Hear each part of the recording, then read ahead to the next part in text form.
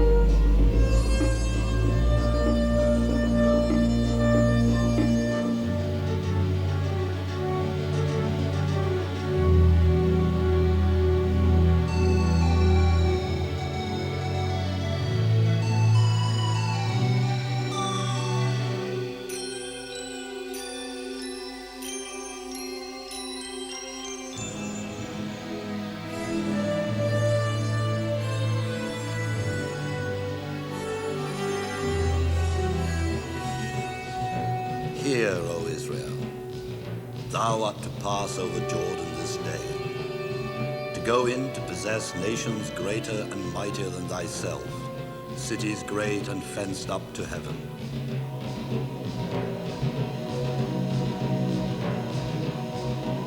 Get thee up into the land that is over against Jericho, and behold the land of Canaan, which I give unto the children of Israel for a possession.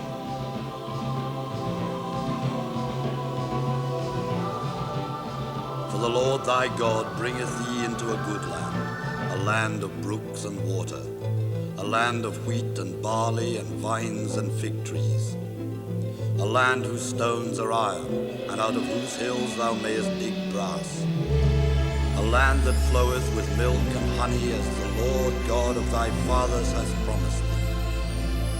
For thou art an holy people. The Lord thy God hath chosen thee to be a special people unto himself, above all people that are upon the face of the earth. This God, the Lord God who gives away whole countries, is the God the English Bible called Jehovah. The land of Canaan that he gave to the Israelites was a tough little bunch of city-states set between Egypt and the Lebanon. But who on earth were these Israelites? There's almost no trace of them in the ancient world.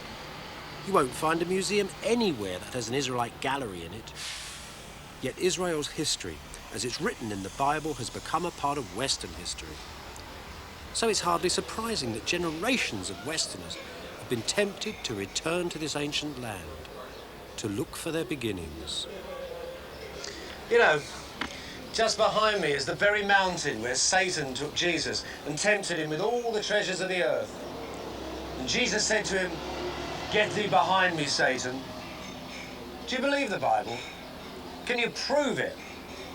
Well, we live in a scientific age, so people often ask scientists, archaeologists, that question instead of priests. As if you could somehow go out and dig up bits of the Bible and prove God. Sort of digging up God, almost. A bit of a lumber, really. And if you believe in the Bible, people just think you're preaching at them straight away. You say, "I have found a wall from the time of King Solomon," or something. It's a hopeless situation. But in actual fact, it's very important to compare scientific history and the Bible. I tell you why. Because it helps us understand something of the motives and methods of the ancient people that wrote it. And that's important for us because their ancient words have such an effect on us still. Look, just down the road from here is the town of Jericho. It's a famous town, you know, the one the trumpets blew and the walls fell down. It's the first town the Israelites conquered when they entered their promised land. They crossed the waters of Jordan. They'd escaped from slavery. They had the Ten Commandments with them. Can you think of more potent symbols for our time and place? So sometimes it can be quite good to succumb to the temptation of trying to fit the Bible and archaeology together to see if they'll match.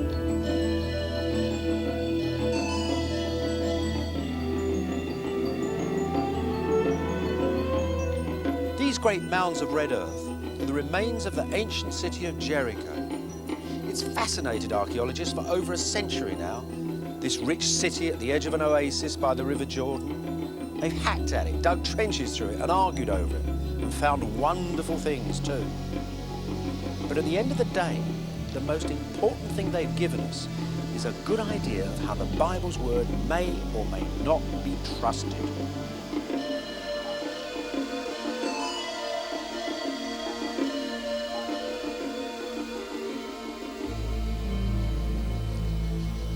Even if the Bible had never told us that Joshua and his Israelites came through here, Jericho would still be one of the most famous cities on earth.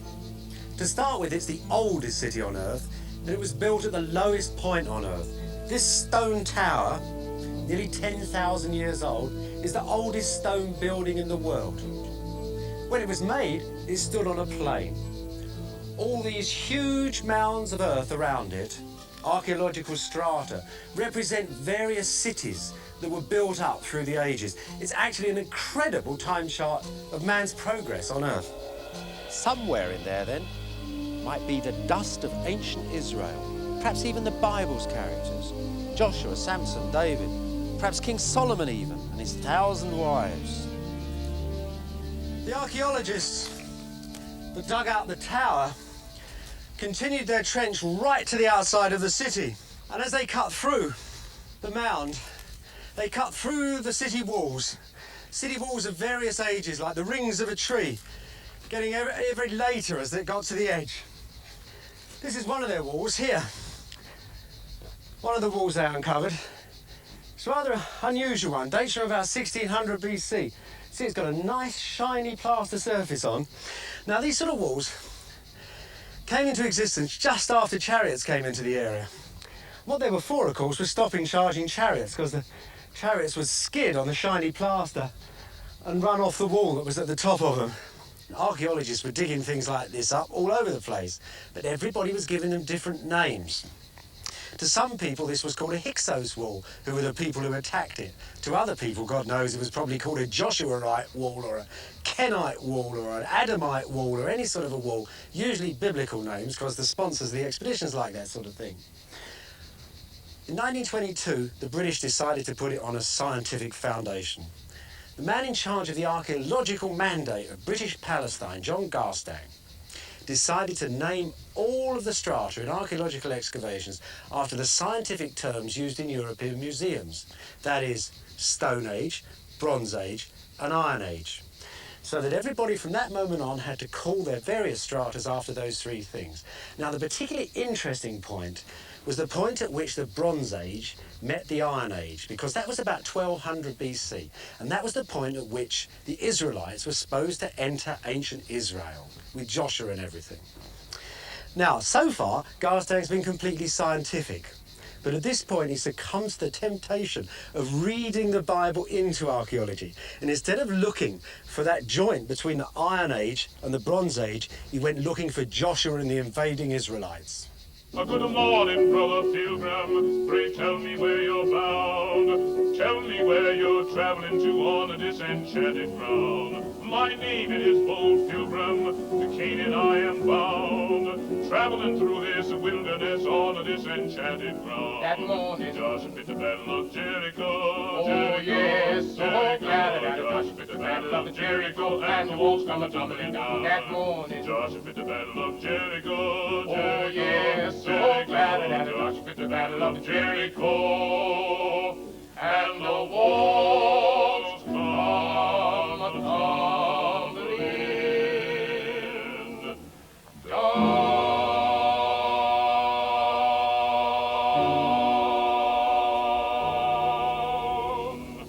That's that's where Garstang found Joshua and the Israelites at Jericho. This, he thought, was a late Bronze Age wall. Look, you can see the beautiful big Bronze Age bricks, these lovely brown bricks set in the wall here. And notice how they're all tumbling away at the end. Reminds you of Joshua's 7 blasts from 7 trumpets at 7 circuits of the wall, and the walls came tumbling down, doesn't it? Actually, Garstang was a good archaeologist. He didn't believe in miracles. His suggestion was that there had been an earthquake. There were lots in this area, and the walls had tumbled down in a convenient earthquake. Well, he published his book, and it had a picture of this wall in it, and of the city that's behind the wall, and it said, "The city of Jericho on Joshua's arrival." And everything seemed fine. The Bible and archaeology had been put together. There was one major snag, however. Years after Garstang worked here, somebody came back, Kathleen Kenyon.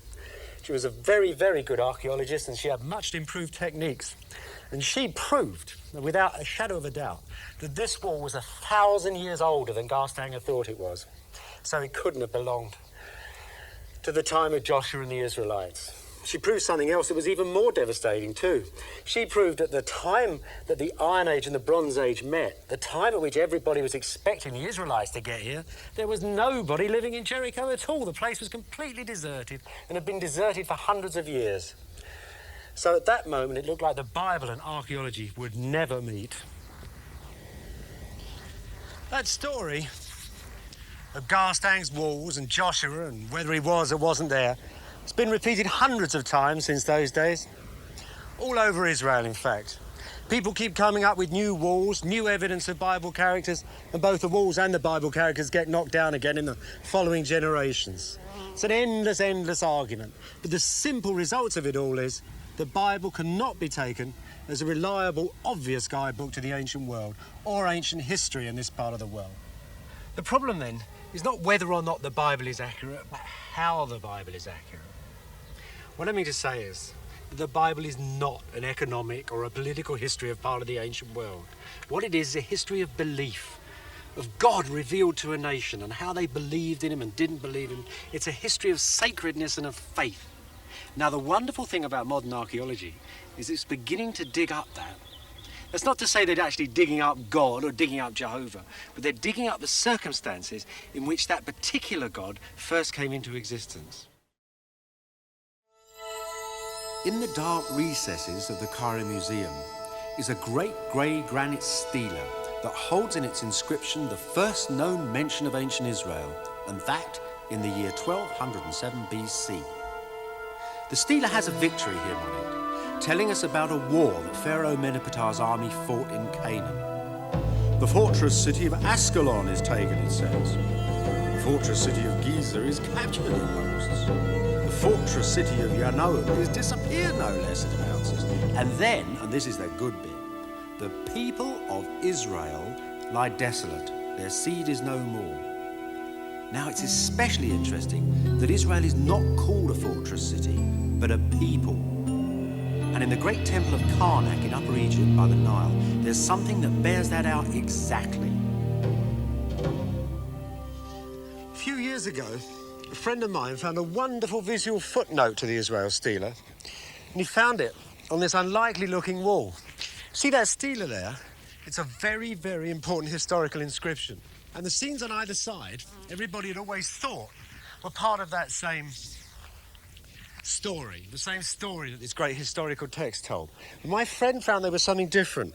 He found they were from the reign of King Menepetar, the king of the Israel stela. You'll see that it's the king attacking fortresses. There's the chariot, there's all the dead people underneath the chariot, and he's attacking a fortress. And even that mess underneath, that's another scene and another fortress. And here, the same king attacking another fortress. Ascalon it is, one of the towns named on the Israel stela. And here is a guy chopping the doorway down, somebody lowering their dead child with one of Pharaoh's arrows stuck in it off the battlements, and all the people praying for the king to stop. So we have 3 towns, just the same as we do on the Israel stela. Up there, being crushed by Pharaoh's chariots and the Egyptian cavalry, is a Bedouin tribe, which, if my friend is right, is the same Bedouin tribe mentioned on the Israel stela. In fact, they're the oldest known pictures of the ancient Israelites.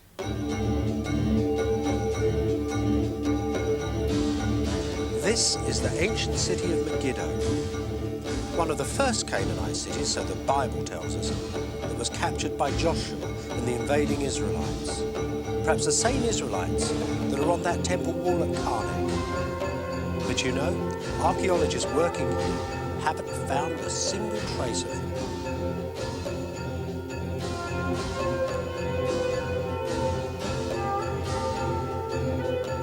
One thing you can be sure of, whether the Israelites were ever here or not, these Canaanite cities had a powerful influence on the people who wrote the Bible. And you can see them right through Israel, right through Syria too. They're usually set on trade routes, often amidst fields of corn, sometimes by the sea. But it's the land behind, filled by peasants, the land all around these tells, that kept the little courts who lived up here in a fair degree of luxury. There's a lovely, lively little drawing of one of these Canaanite courts, and it's cut onto a slip of ivory from the tusk of a Syrian elephant. And it shows the ruler proudly sitting on his recently imported Egyptian throne, all feathers and lovely leopard's legs and things. And in front of him is all his court sitting out one by one. There's a musician plonking away on his lyre. There's the inevitable spear carrier standing there. And behind him, the captain of the chariots. They love chariots and used to go chariot racing. A lot of their wars were in chariots. Now, it's a lovely little drawing, but it's not great art. Canaanites never really made great art. But there's one way in which they influence us down till today, and that's through their literature and through their religion. And through those two things, they influence the Old Testament and Judaism, Christianity, and the Bible.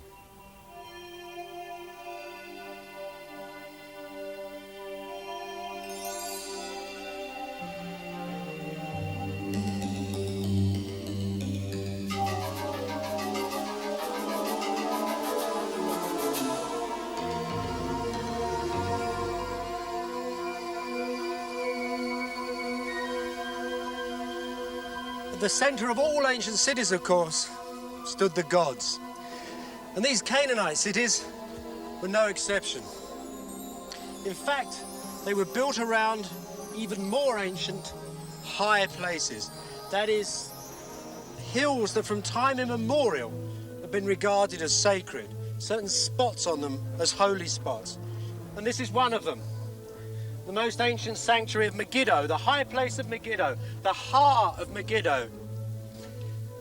Or as the Bible calls it, Armageddon. In other words, this was the theatre, perhaps the stalls, from which you could watch the end of the world. Now, there was another one of these Canaanite high places at Jerusalem. And that was the seat of another god, Baal Zephon. And that becomes the Christians' Mount Zion. When the archaeologists were digging here, they found the top of the altar covered in burnt bones. Animals were sacrificed on this altar in great quantity and then burnt. The offering was called olah. It's where the Bible's word Holocaust comes from, the burnt offering. Now, this was put up probably about 3,000 years before Christ. Before long, Megiddo became quite a rich town, and they built this great temple behind the altar for more elaborate rituals for the gods. Consider for a moment what you've got here. You've got a place for burnt offerings. You've got the temple itself. Inside the temple would have been a place for washing, and you have its Holy of Holies. Now, these are exactly the same elements that you find in King Solomon's temple at Jerusalem, thousands of years later.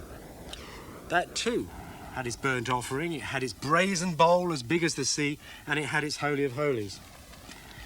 King Solomon's name, incidentally, contains the name of a Canaanite god, the god Solom, the god of the evening star. Now, might not look much at the moment, but it was home for a Canaanite god. Actually, in its day, it was a great black building with tiny little slits, and the shafts of light came down here on these two great columns. Certainly not as grand as ancient Egypt, is it? But when these temples were found, They have beautiful little incense altars along the front. And the nice thing about the Canaanites, they weren't great architects, but they did love their music. And on these incense tables, we still survive. You can find tiny little figures of musicians, and they're playing instruments, pipes, banging drums, all sorts of things. Canaanites adored music. This room must have really jumped when they got going for their god. In actual fact, you can still find something of this in the Bible. Look at the Psalms in an old Bible and you'll find these strange words set between the verses, sometimes after the title of the psalm. They're old musical instructions. We don't know what they mean today. They've been left out of modern Bibles. But there's something to do with the wonderful music that was made in these places. It's all silent now. Actually, there are yet more connections with the Canaanites than that. Think of that great Psalm 137. Think of that verse, "If I forget thee, O Jerusalem, may my right hand lose its cunning." Well, that's a very clever Old English adaptation of a very difficult Hebrew line that nobody really understood before. It should read, as we now know when we've got Canaanite originals to tell us, "May my right hand wither." Not quite as poetic, but probably more accurate. Now, I'm not saying that the Old Testament is all Canaanite literature. What I am saying is that traditions of Canaanite literature are very strong in the Old Testament. Just as the Bible says, ancient Canaan was destroyed. Archaeologists have found all these cities burnt and ruined, but they've also found that this wasn't done by the Israelites, but by a lot of other people, a great mass of tribes coming down from the north. And once again, at Thebes in Egypt, you can see pictures of them. Because after they destroyed Canaan, these same tribes went on to attack Egypt. And in the end, only the Egyptian armies were strong enough to stop them.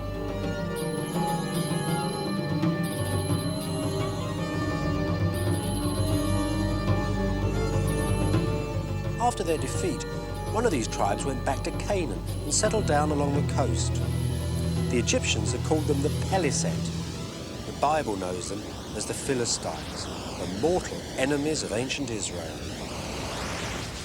About 100 years after the Egyptians had repulsed that terrible invasion, a priest set out from Thebes to go to Lebanon, sailing right up the Mediterranean coast to buy some cedar wood for his temple.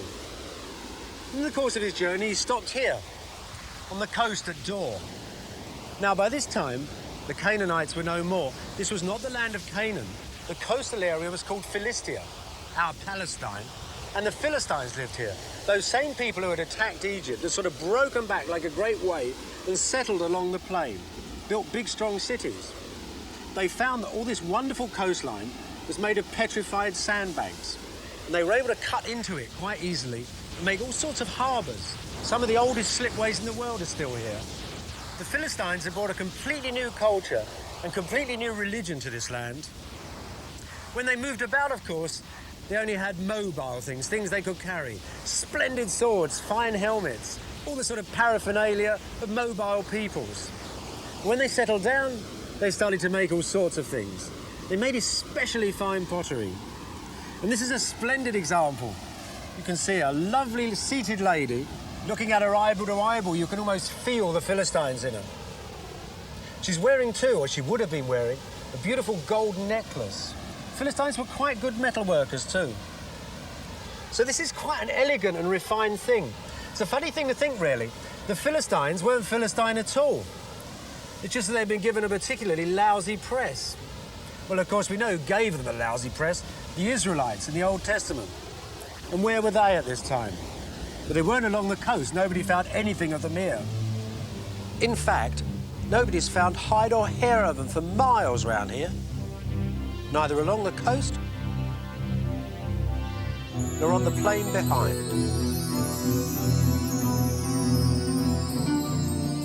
If you take the Bible's word for it, however, you can assume that they were up there in the mountains, because that's where the Bible stories of early Israel are set. David, King David, was once a shepherd boy up in these hills, and when he fought Goliath the Philistine, he took the pebbles for his sling from the bed of a mountain stream. Most of the combats in the early history of Israel take place in just this area. in the zone between the green fields of the Philistines and the uplands of the Israelites. In David's stories, you can see it all very well laid out for you. Chalky mountains with caves where kings and things can hide in. Traditional crops, olives, grapes. The Bible here has painted such an accurate description of exactly what was going on in Israel at that time of history. What can archaeology tell us was happening up in the mountains at the same time? The poor people who'd moved into the mountains were obsessed with storing food. It was a very hard life. They were even obsessed with water too. These pits, in most of the big rooms of these houses, you used to store rainwater.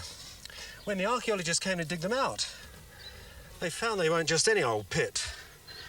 To start with, they're absolutely enormous. Whoops, look at this. And it's really big. You could stand up in there. It would hold enough water to see you through the summer.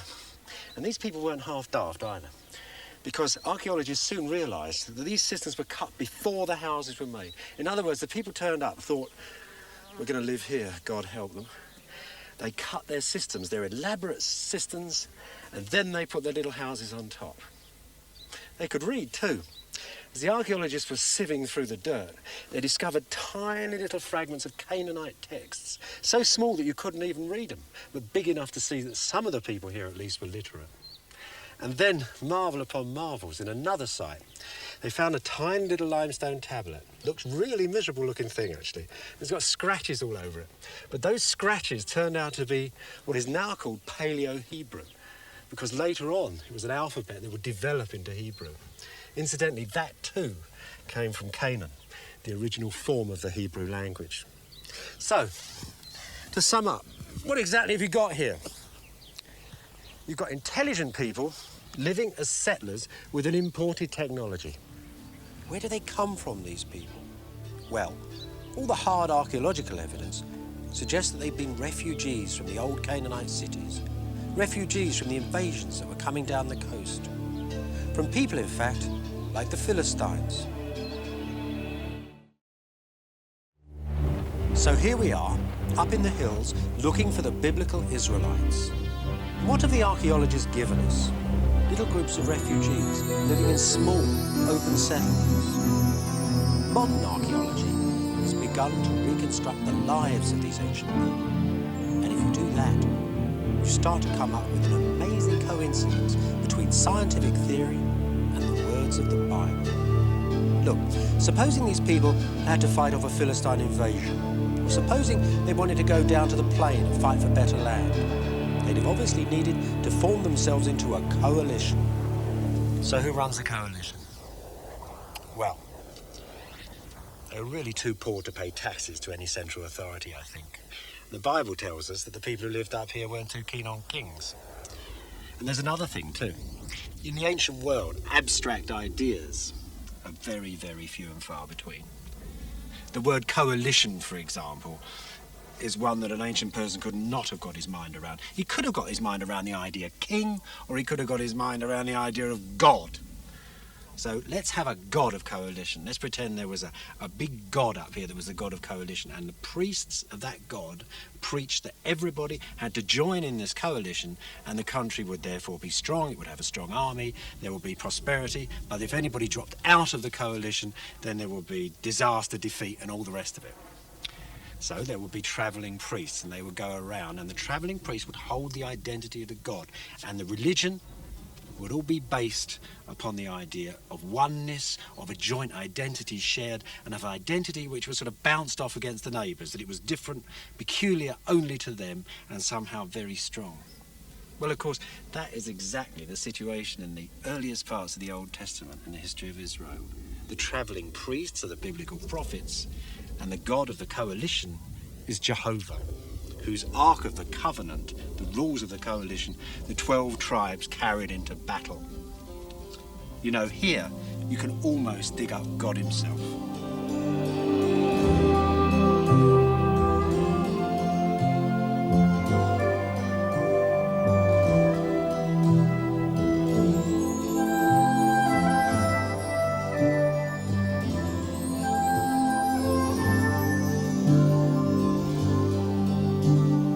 slowly, the Israelites start to emerge.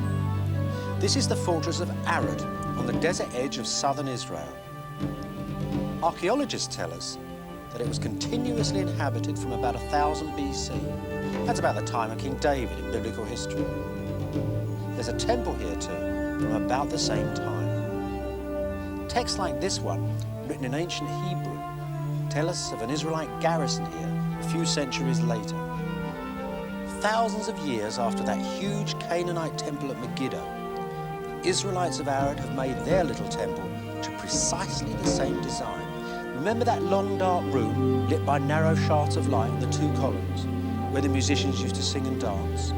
Here's a little version of it here, built by the Israelites. Here, just like at Megiddo, in the middle of the longest side of the temple, the actual altar of the sanctuary. Remember, at Megiddo, the incense tables are gone, but here in the Israelite temple, 2 of them were found. And on the top of them, they still had the burnt resin in the middle, from the very last time that the great wands of smoke were sent up to God. Behind that, of course, the Holy of Holies, the high shrine. You remember, in the Bible, the prophets are always getting angry with these high stones that are set up and throwing them over for the glory of God. Well, they wouldn't have thrown these ones over, because that over there was where Jehovah himself lived.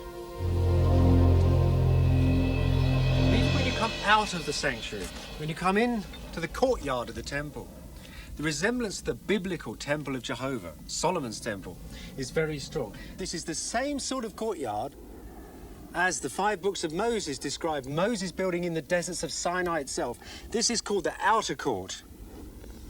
And over here stood a great water basin, the lava as big as the sea, they say in the Bible, where the priests washed their hands before they went into the Holy of Holies. And over here, perhaps the most remarkable part of all in the temple, this is a sacrificial altar for the Holocaust offerings. Remember, the one at Megiddo was big and round. Now this is built strictly according to the laws of Moses. That means it has to be 5 cubits long exactly. 1, 2, 3, 4, 5. 5 cubits exactly. So here you see, you've got an Israelite temple built according to the oldest rules of the land that go back thousands and thousands of years. But now, an Israelite temple dedicated to Jehovah himself.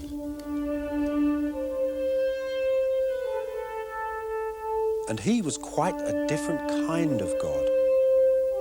You see, other ancient gods were often gods of parts of things. You had gods of medicine and gods of mathematics, gods of life, gods of death. You could say that the science of understanding the world had consisted of dividing it up into bits and giving each bit a different name and a different god.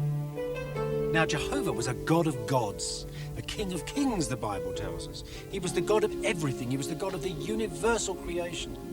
So he was the God of the beginning, the end, of life and death, of medicine, physics, geophysics, every area of experience that you can think of. What we call religion, then, that bit in the church, that bit in the Holy of Holies, is what the ancient people would have just simply thought of in the ineffable mystery at the center of things.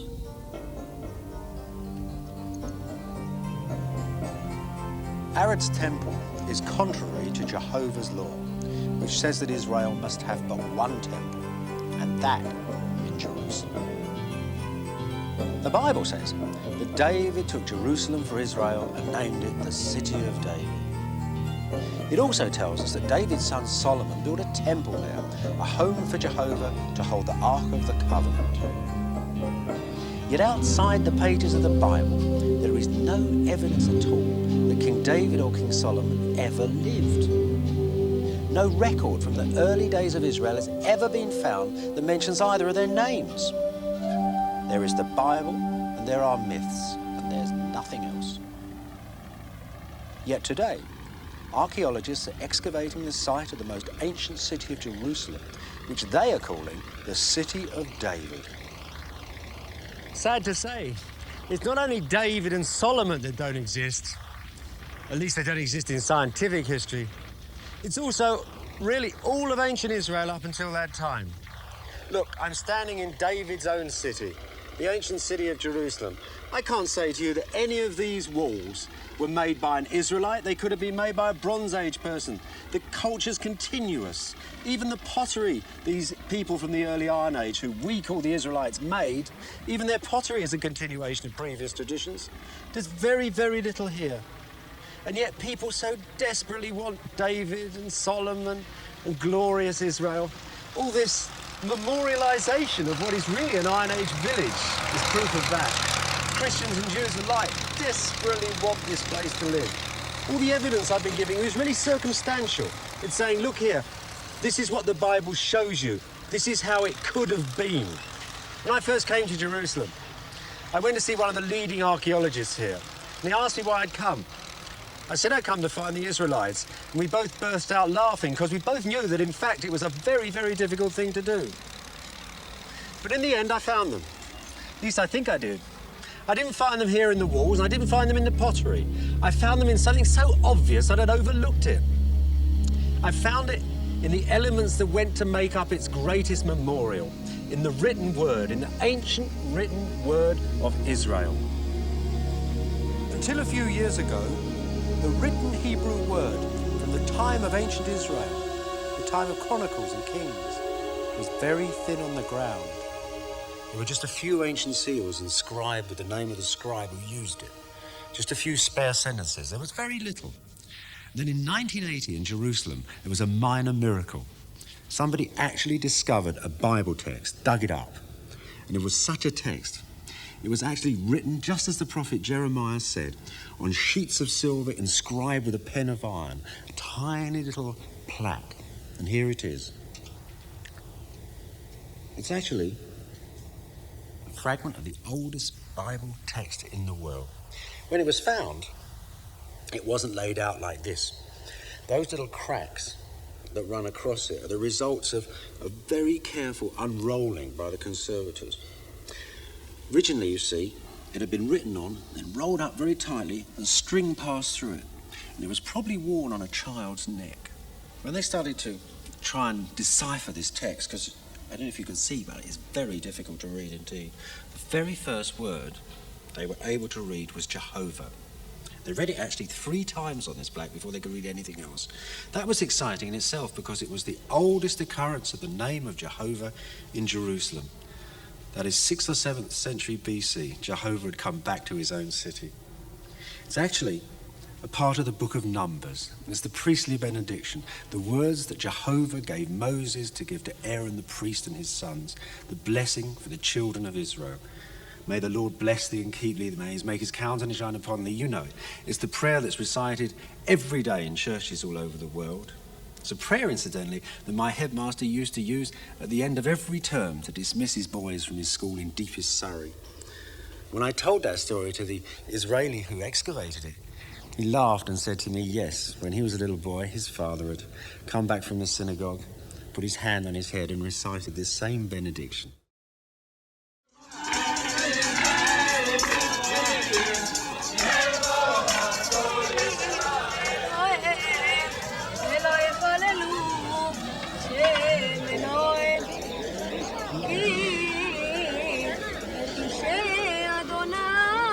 The Bible tells us that the children of Israel were in deep trouble when that silver plaque was made. The nation was stumbling ever deeper into sin, it says. Jehovah's inexorable judgment was falling on those who broke his law. After Solomon's death, the Bible tells us, David's great kingdom had split into 2 halves. There was a southern kingdom called Judah, with its capital at Jerusalem, and a northern kingdom called Israel, with its capital at the hilltop palace of Samaria.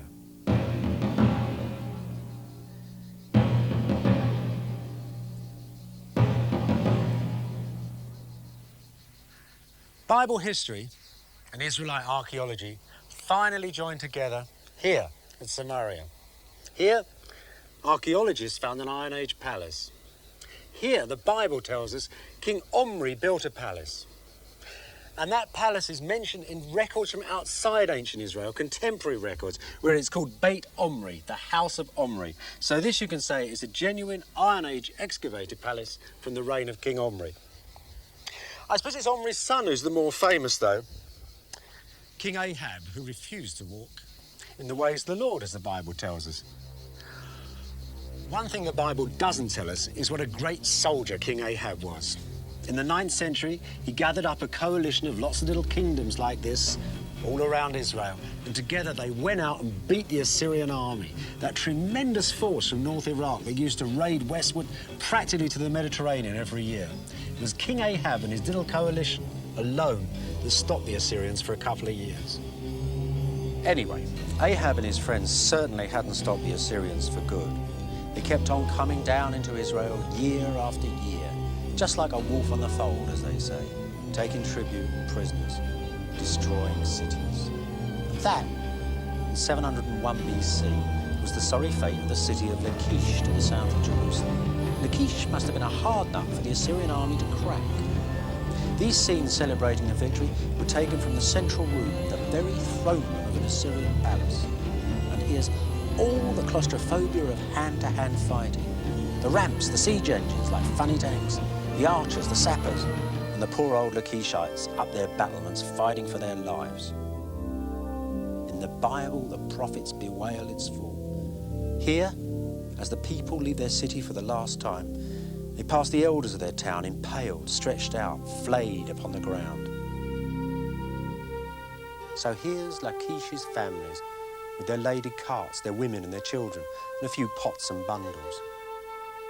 The eternal refugees with their carts leaving their land. The first time you'll see this scene in history. But it must have been a common enough sight at that time, on the roads that led eastward, from the cities of Israel and Judah to the lands of Assyria and beyond.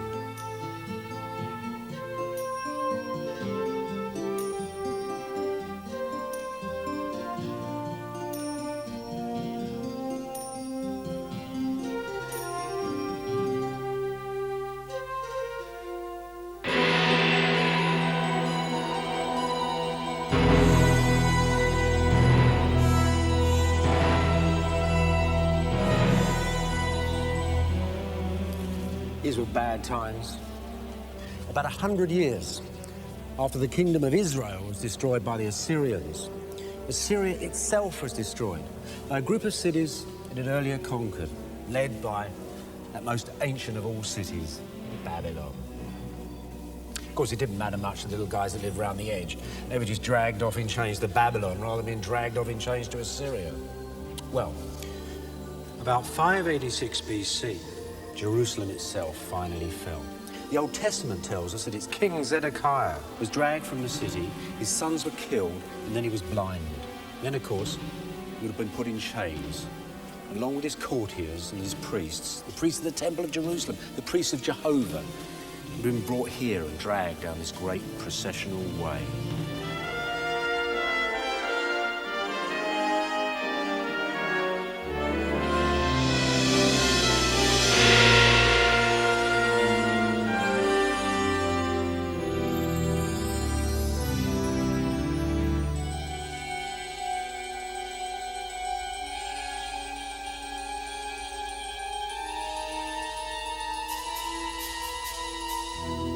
These, then, are the gates of Babylon. The very gates that swallowed up what was left of poor old ancient Israel. The great whore, the scarlet whore. The prophets call this city in their curses, and they call it that because here it was that Hebrew was almost forgotten as a spoken language. And here it was that some of the Judeans took up worshipping foreign gods. Now, it must have seemed to some of the other Judeans in their little ghetto in this huge city that their history, the history of ancient Israel, had come to a full stop. That Jehovah had created them, that they had lived, and then they had died. Their history then had become a finite thing. They must have looked back over that history and seen that when they actually kept to the covenant, they did okay, that Jehovah smiled on them. But when they started to break the covenant and fall into sinful ways, their kings died, and finally their country was smashed and they were led into exile. And it seemed too that they needed to write this history down, all of it, in the light of this new experience. Because after all, it was a history of divine providence at work on earth. Now, Most of these other little princes, when they come here in chains, have been told to bring the city gods, their country gods, with them. Now, the Judeans obviously couldn't have brought Jehovah. He wasn't about to be put in a box and carried anywhere. So they brought the temple treasures in Jerusalem, which the Babylonians put in their treasury, and they must have brought some sacred writings too, because the Bible, the Old Testament, actually mentions all these writings which were around in the time of ancient Israel. There were lists of laws talking about sacred books. There were histories, hymn books, all sorts of wonderful things. This it was that they would use to make their history, the history of this country, their country, which has somehow seemed to stop. They didn't want to write an archaeological history. They didn't want to write a scientific history. This was a sort of a summation of a nation. It was its last thing. It was its apotheosis. It was a divine history of this grand experiment between a God, a covenant, and a people. It had never happened before on earth. This was its memorial. Because here it was at Babylon that the Old Testament, or the greater part of it, was finally written down.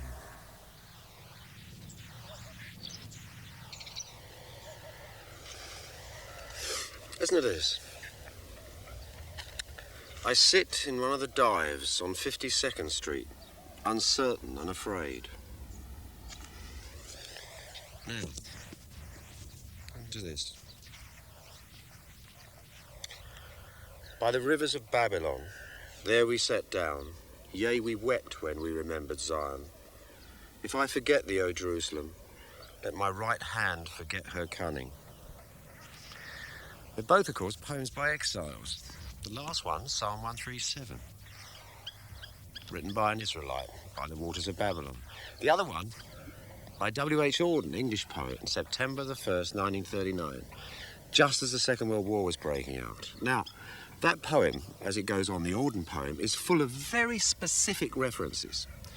And you have to really know that the war is breaking out. And you have to know Auden, the young man in a foreign country, that he's deliberately chosen to leave. There's a whole set of literary references which make the poem really hum. And the more you know about them, the more the poem hums. Psalm 137, we know so little about those Israelites by the side of the waters of Babylon that really the references we have can only be of the most general. Now, supposing Auden's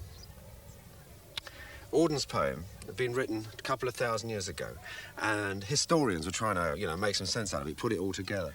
You can just see the word dive, for example. It caused terrible problems. Archaeologists would go to New York looking for diving boards on 52nd Street, or somebody would publish a street map of New York with a couple of graffiti that might have some special moral reference. That's the sort of condition we're into with the Bible. But there is, of course, one basic condition those two poems both share. And that really is a quality of nostalgia. Because the Old Testament, being put together after Israel's history, is looking back on ancient Israel, and it sees the land through somebody's mind's eye, through somebody's sad mind's eye. So you get visions of every tree and every stone of Israel as the scribes go for walks across its country and its pages. And every land purchase of Israel is delicately recorded. Every time, say, Abraham buys his burial ground from a Hittite, or Jehovah grants the land to the patriarchs, very carefully recorded. Huge genealogies to make sure that that careful recording comes right up to date. So if the exiles should return home, they would know exactly where their land was, the land they bought, the land they remembered. So, this exile has a most profound effect upon the Old Testament and its writing. They're looking back to see what went wrong with their contract with Jehovah. So they're remaking their own history.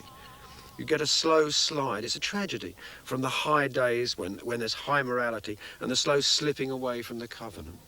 And if you add that quality to the tremendous cultural contraction that must have happened in Babylon, the Jews fighting for their identity in this vast old city with lots of other little people all around them, then you get perhaps the basic ingredients of the Old Testament as you see it now.